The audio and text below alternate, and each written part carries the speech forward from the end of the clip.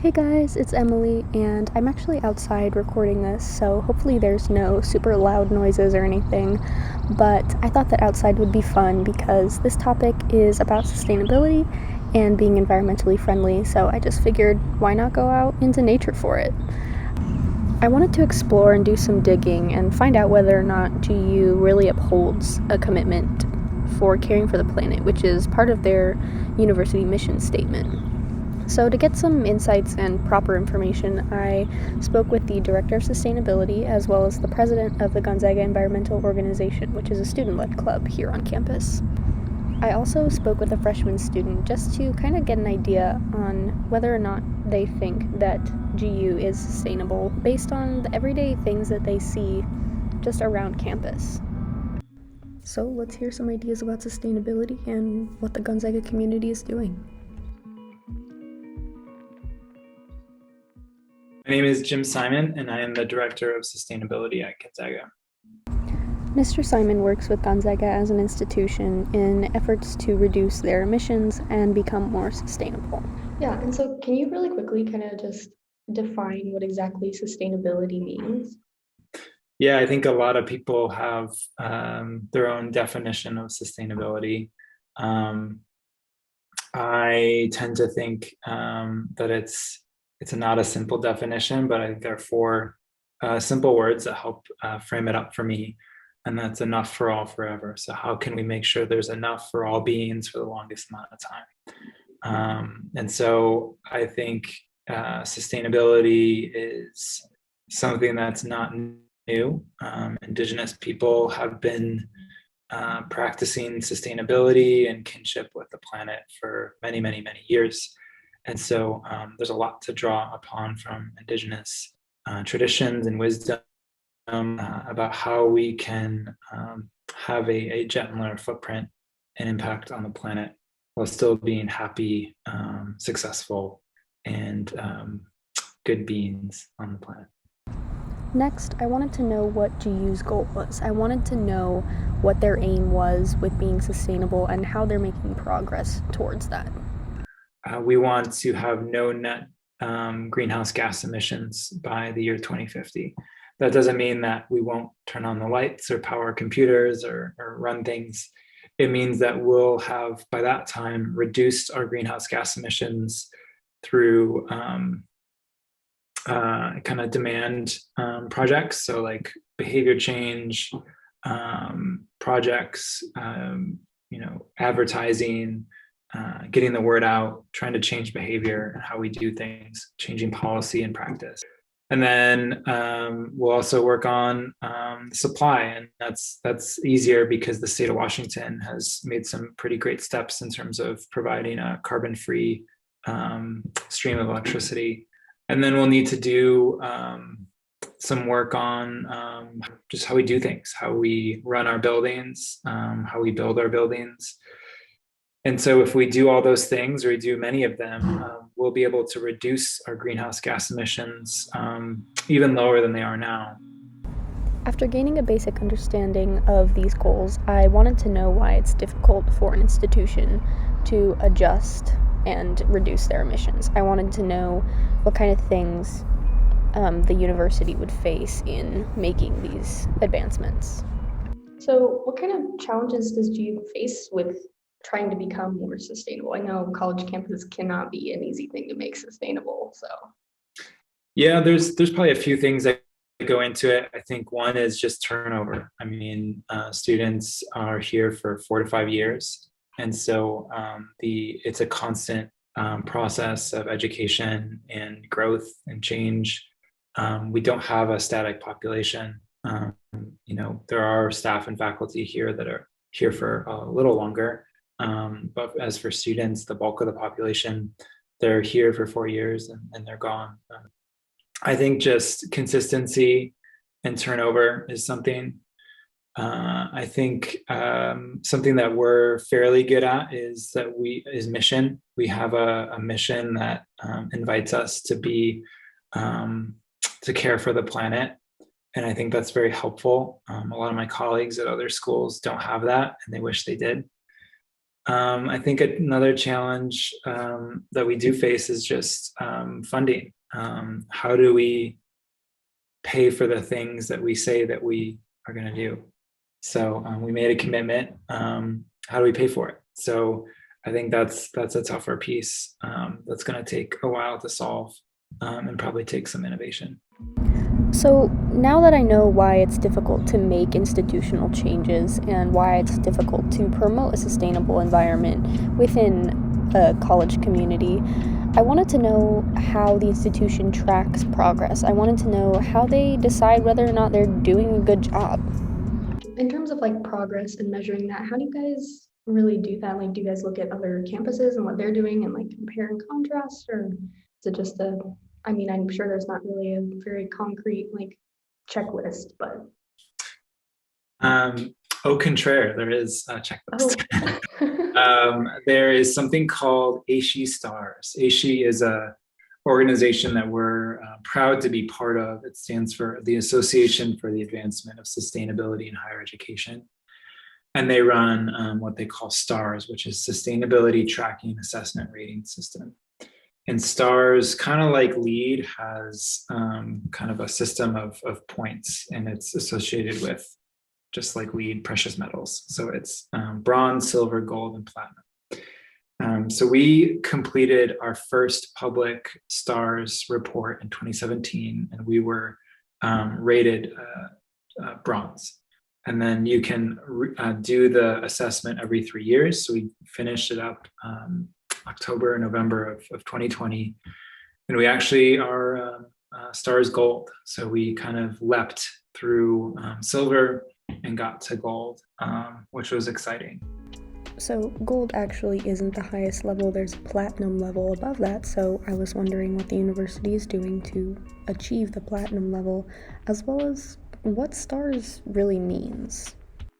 And what STARS is it's a series of kind of consolidated areas of interest within sustainability in higher ed. So academics, research, policy, engagement, innovation, things like that. And each of those areas have credits, and each of those credits are worth a certain number of points. And so we pursue credits, and then we try to get points. And then what we're doing now is we're not just kind of resting on our laurels and saying, oh, cool, we got gold. We're looking to see what credits could we have done better on? Like if we just did a little bit more, what could we get?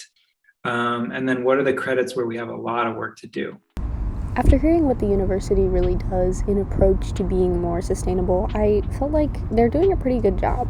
So I asked Mr. Simon what else he would recommend that students do or just people in the community do to be more sustainable.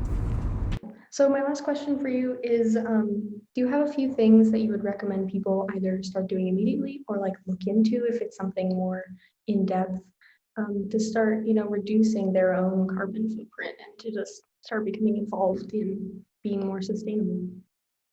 Yeah, I think there are a few things. I think if you look at most any person or institution's carbon footprint, there's essentially 3 areas that people create emissions through. One is how you heat and cool the space you're in, how you power it, how you get around, and then so how you travel. And then, some of the smaller pieces that add up to be big things are like what you buy and where you buy it from. So I think we just need to slow down and be mindful and think about the longer term. So like I saw that Avista recently came out with an option to, I think, buy electricity that's renewable for yourself. So you might, folks might consider that to take Avista up on that option and take whatever utility in the city or town or village that you end up in on that option if they have it, and if they don't, ask for it. I think you can change your behavior in terms of how you heat and cool a space. So if it's cold in the winter, instead of cranking up the heat, just put on more clothes. We all have more clothes. So it's easy to do that. Same thing in the summer. If it's really hot outside, open windows, go sit on the front porch. Maybe you'll meet a new friend. And then getting around, I mean, I think it's easy and convenient to jump in a car. It's harder, but it's also more fulfilling over the long term to walk, to bike, to jump on a bus. And so I think considering maybe slower, more intentional ways to get to and from places that we need to be. And then finally, like what you buy or what you don't buy is so important. And if you do buy things, consider how to buy them from local places. So you can order fresh local vegetables and bread and meat and cheese and have it delivered to the parking lot near McCarthy every Wednesday. You can go pick it up from local in the Northwest Cooperative. So you don't even have to leave campus. You can just have your groceries delivered, essentially. And if that's kind of out of reach, then like start somewhere smaller. Maybe go to the co-op once a month and buy some things from the co-op. You go into Safeway or Fred Meyer, Costco. And then think twice before you have to buy something. Can you get it from Goodwill or Value Village, or do you actually really need it? So I think those are some things I'd invite folks to think about. Overall, Mr. Simon really helped me understand the outline of what the university does as an institution to promote sustainable behavior and to reduce their own emissions so that the campus itself is environmentally friendly. But I wanted to hear what the students are doing. I wanted to hear what the students thought about Gonzaga as a sustainable campus. So I spoke with the president of the Gonzaga Environmental Organization, which is a student-led club here on campus that promotes the education and student involvement to be more sustainable and environmentally friendly. So do you want to go ahead and introduce yourself? Who are you and what are you involved with? Yeah, so my name's Mikaela Schlesinger. I am a senior here, biology major, as well as the president of Gonzaga Environmental Organization. So I got, otherwise known as GEO, I got involved with GEO my freshman year. Had always cared about the environment somewhat, but wanted to take it a step further and wanted some community. So joined GEO and really just found community in there. And like the more I learned about the climate crisis, the more involved I got. Took on different leadership roles as well as many projects throughout the years. And now we just got finished wrapping up my senior year of GEO as president this past year. So kind of crazy. First of all, Mikaela tells me that the club's Instagram page is their most used way of promotion and spreading of education and student involvement. They have over 2,000 followers, which gives them a pretty far reach within the community. So here are a few of Mikaela's thoughts on how they've managed to keep their Instagram page running so well, along with a few thoughts on other promotional activities. We've really put a lot of energy in there, making educational posts, as well as like showing off students and seeing how like they live a sustainable lifestyle or like how they can get involved with like our projects that we're highlighting, our events. So that's been a huge one because we've just reached more of the general public. So then from that point, how do you guys try to encourage like participation in that and then like students trying to become more active and just, more than just receiving information? Yeah.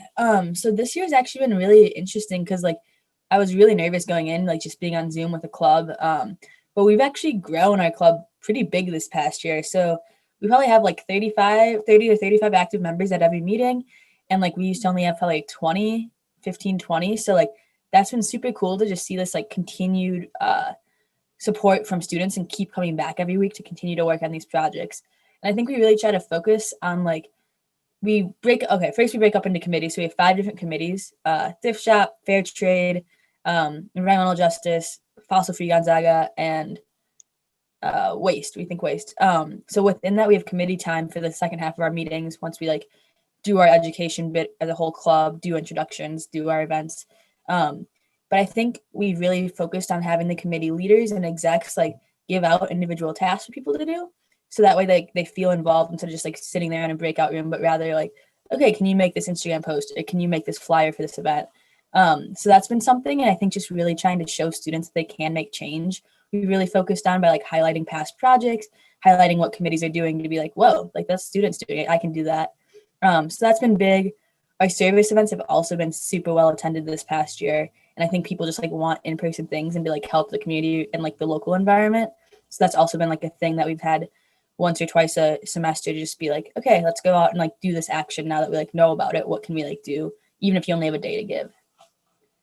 So then you mentioned projects a lot, and I was just wondering like what exactly those look like. And I know they're all different, but like how do you guys organize those? Yeah, so lots of different projects. So each committee usually has their own committee specific projects. So for instance, Thrift Shop went all virtual this year on Instagram. So they had to make an Instagram, make donation bins, find a way to clean clothes and like do drop offs. So that's been a huge project for them to undertake, as well as they had the chance to do a couple in-person pop-ups. So that's been Fair Trade's main focus. Environmental justice had that big climate justice and social justice event, as well as we planned a lot of like the 8th week stuff, so like Rock the Planet. And those were more like educational, celebrational events. But Rethink Waste did the reusable silverware distribution this year, which is pretty big, as well as waste audits. They helped they helped in the process of getting compost bins in the dorms. So like lots of things like that. Mostly like you see a problem as a student and you think that there could be something done about it. For instance, 2 years ago, we noticed that paper towels weren't being composted. That's a huge part of Gonzaga's waste. So Rethink Waste and I worked with Plant Services in the Office of Sustainability, and we're like, can we get these compost bins in every bathroom? And that's seen a huge increase in our composting, which saves money and is better for the environment. So Mikaela, just like Mr. Simon, gave me a really, really comprehensive outline of what the club is doing to promote that sustainable action for students and not just the institution. I also really felt like a lot of the things that they do and a lot of the information that they put out is really comprehensive and easy for just everyone to understand and become involved with. So my last question for Mikaela was the same as my last question for Mr. Simon. I wanted to know what she would recommend that everyday people do to just start taking that extra step to reducing their carbon footprint and becoming more sustainable in their everyday lives. So my last question for you is just some things that like you would recommend people either start doing immediately or like look into if they want to be more sustainable and try to reduce their own carbon footprint. Yeah. So there's a lot of different things you can do individually, and I think that's what we try to like make at Gonzaga, like through Geo, like more accessible. So it's like we change it on the system level on campus to be like, so it's easier for you to bike in, or for you to bike place instead of drive. More options at the COG to have locally made food or less meat consumption. Easier access to compost bins. So really trying to make it through the system change to make it on the individual. But things you can do: eat less meat, bike more, have conversations about climate change. It's often, we really need this system change with climate change, but I think having these small habit changes do make a difference, because individual action accumulates to collective action. So nothing goes unnoticed, because if you don't do it, who will? But when you have these conversations, when you do these little changes, it kind of like shifts the mindset to like wanting to be more sustainable. And then we'll like, overall collectively change it. So like we need this bigger change, and there's more pressure than to vote for the climate, to elect people who will do things with it, hold corporations accountable. So having those conversations is super important. There's also a petition right now on our Instagram that you can sign to have Gonzaga divest.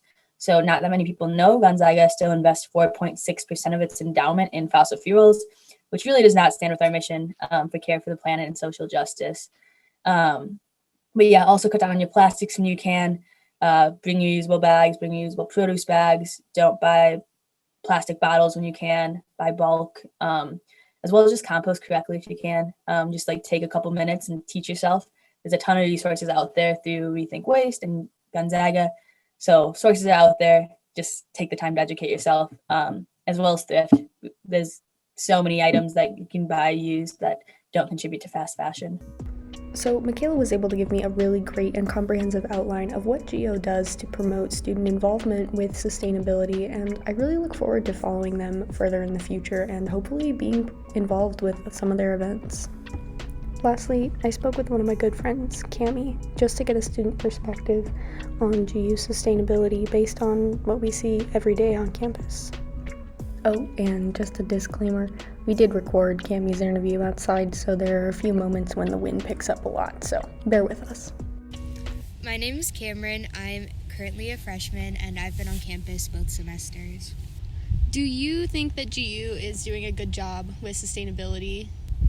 Yes, I do think they're doing a good job. I mean, I think that there's always room for improvement, but I know that they're doing a lot better than a lot of other schools at least. And I love the effort that they've put into having like compost bins all over campus. And I know that they've talked about having compost bins in individual dorm rooms, so I think that would be pretty cool. Yeah, I think that's really cool. And have you been involved with any of their programs or anything? I haven't. I'm not a part of the club, but I have gone to some of the events and participated in them. And like I received some of their bamboo utensils that they were giving out earlier in the semester. Cool. Yeah, I know they did a bunch of stuff for Earth Week this week, and they had like a concert and little thrift pop-ups, so that's pretty cool. Yeah. After getting a general sense of what can be thought about GU sustainability, I wanted to ask her that final question. What are you doing to be more sustainable? Well, as I mentioned before, I did get the bamboo utensils from them, so I've been making an effort to bring them to the COG, and it's still a work in progress. I'm still getting used to it, but I've been making an effort in that sense, and I've also been trying to only use reusable water bottles. I haven't used any plastic ones since I've been here, and I don't know. I'm still learning what I can do, and following clubs such as GO is definitely helping me educate myself on ways that I can help and be more sustainable. Yeah, for sure. After hearing these three perspectives, I feel like GU is doing a pretty good job of being sustainable and being environmentally friendly. They have a lot of programs implemented to reduce their emissions as an institution, and the student body seems really concerned with climate change and being more sustainable. So my answer to the question, is GU a sustainable campus and do they uphold their commitment to caring for the planet, would be an overall yes. They're doing a good job now and they have good comprehensive goals set for the future. Finally, I want to invite you to think about a few ways that you can be more sustainable and start reducing your own carbon footprint. Mr. Simon and Mikaela gave a few really great examples, but it really only takes a quick Google search to figure out a few ways that we can be kinder to our planet. So, if you're able, take the time and energy that it takes to be a little bit more environmentally conscious and start making some changes so that we start seeing bigger changes. Thanks for listening. Bye!